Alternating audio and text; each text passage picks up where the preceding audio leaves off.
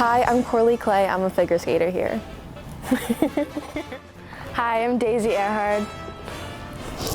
Hi, my name is Olivia Cotel from the Palm Beach Figure Skating Club.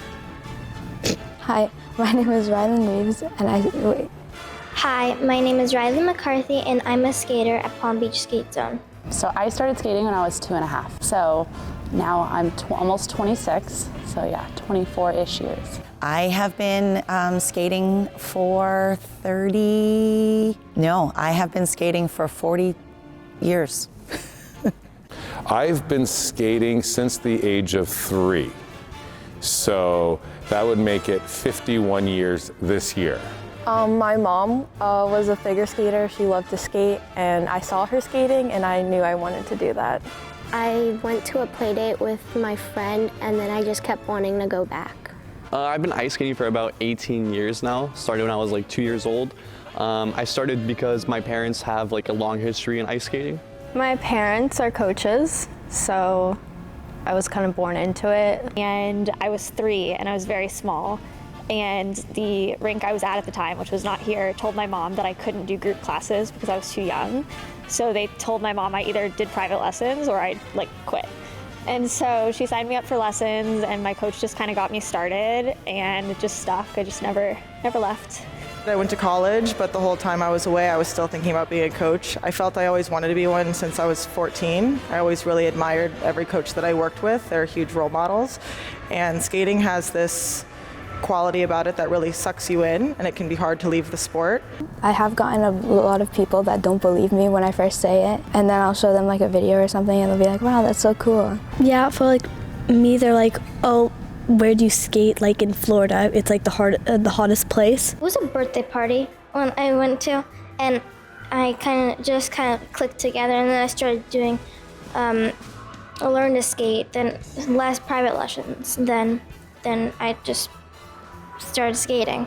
My coach was like, oh, she's like really good and we should put her to competitions. And so my mom like just to try out, and at age of 6 I had my first competition. It's really exciting as a parent to see where she's come from and be a part of that journey with her, which is really kind of nice. We definitely have our moments, but I really do love her being my coach, and I wouldn't want to have anybody else. Seeing all the people skate during the public skate was super interesting, and then we stayed after and I saw a freestyle session and all the figure skaters, that blew my mind. It was like dance plus skating and everything, it just started from there.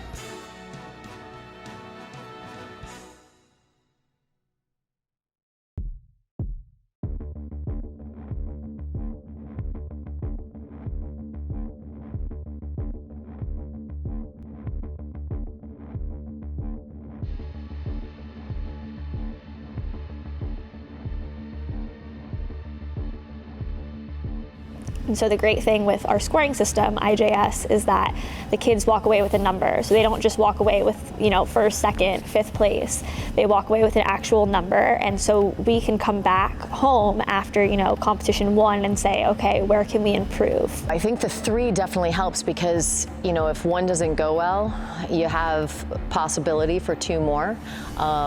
Whereas in the past, if you just had your one regional event, if you weren't on that day or that competition, you were out. And so it gives us more of an opportunity to come back and work hard again, instead of just being like, okay, all your eggs in one basket and hope for the best.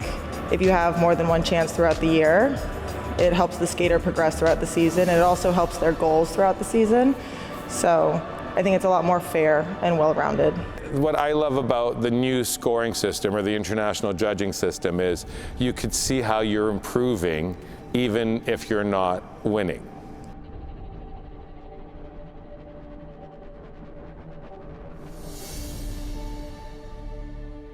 I think that the main teacher is failure, and that's the best one out of all. I can teach them how to adapt and grow, but they have to be willing to take on the responsibility of doing that themselves too. My dad likes to tell me, and my mom as well, that not every day is going to be the same. They tell me that there's gonna be one day where everything's perfect and great and amazing, and the next day you might feel different, like your body's always gonna feel different.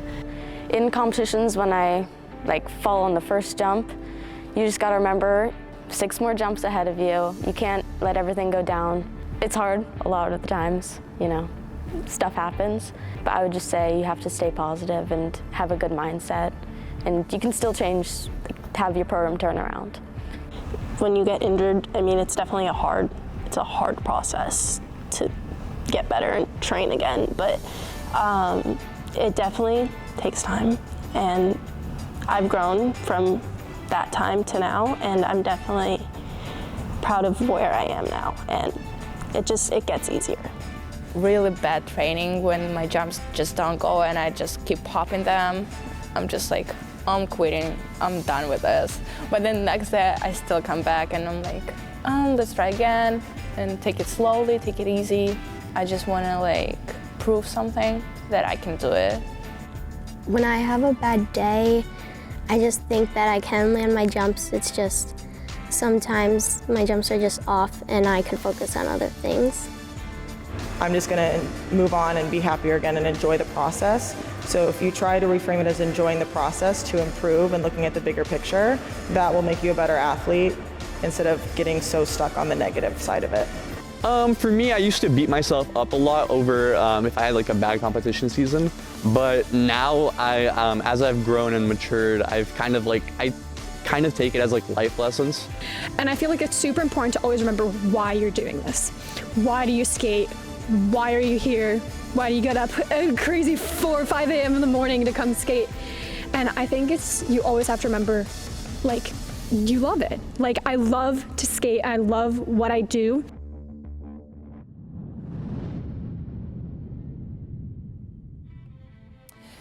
At this juncture, as we're leading up, we are combing through the programs, we are clarifying choreography, we are running sections that maybe need just some fluidity and some spark. Probably just drilling the program, running it over and over again, making sure it's getting better. Running it over and over again and then fixing those little things in each program. At this point, the elements that are in the program, we've been working on those for a long time now. So it's just a matter of, picking them up and placing them in the program and then just building something that is memorable. Definitely just running programs over and over and over again, because you got to get that consistency, and it's always a good feeling when you go into a competition knowing you can do your programs clean.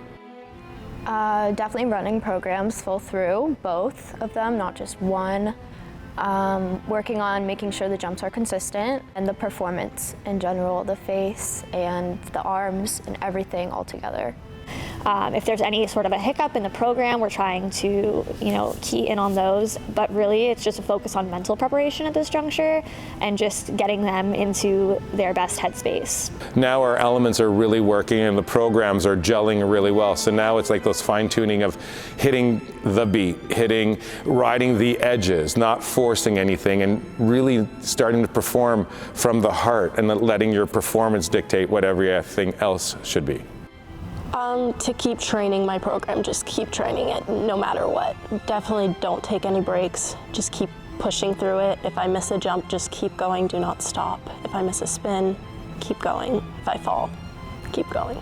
You've been training the whole season, but especially the weeks right before your qualifying competition, I was really trying to master my programs, feel really comfortable. Obviously your nerves are going to set in, your legs are going to be a little bit shakier. So the more you can master it in practice, the more comfortable you'll be. We create habits so that they become a habit, obviously, but we create these habits so that we don't have to think about them, they become natural. And so I think it's just encouraging them as we go into competition, skate the way you've been practicing. You've put in the time, it's time to make it happen.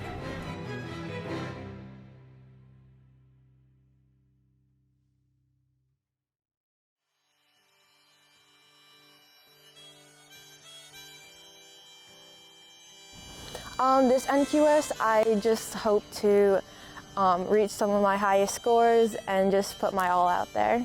It's gonna be really hard and you're gonna have a lot of times when you just you wanna be done, but it's all gonna pay off, especially myself last year. before September, I wouldn't believe anything that happened up to this point. I would have been like, you're crazy. My goal was to make it to the Olympics, but like I'm obviously not there yet. But I can't believe I'm already where I'm at. So I didn't expect to go this far.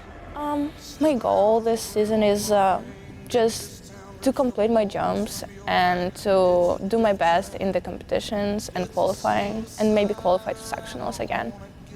Winning championships is a blast, but if you try to be your best every time you compete, you will win because it's the process. If you just worry about winning, then you're only worrying about one final thing, and then you forget how you get there. I think I would just tell myself, good job. Like, you tried. If I don't make it, like, you tried your best, you worked hard, it's the hardest you've worked ever, honestly. I had many conversations with my mom after competitions. I was like, why can't I just get first place like all the other girls? They always win. And now I'm kind of in that spot where I normally place top 3. So I would just tell myself to not give up, just stay consistent, and you can do it. I've been working tremendously on the component aspect of my programs because that was like one thing I've been struggling with for a very long time. I think I'd say to keep a positive mindset and that I can do it, and I did do it. Good evening, ladies and gentlemen. Welcome to the Palm Beach Skate Zone and the Palm Beach Figure Skating Club's 2024 NQS NSDS Send-Off Exhibition.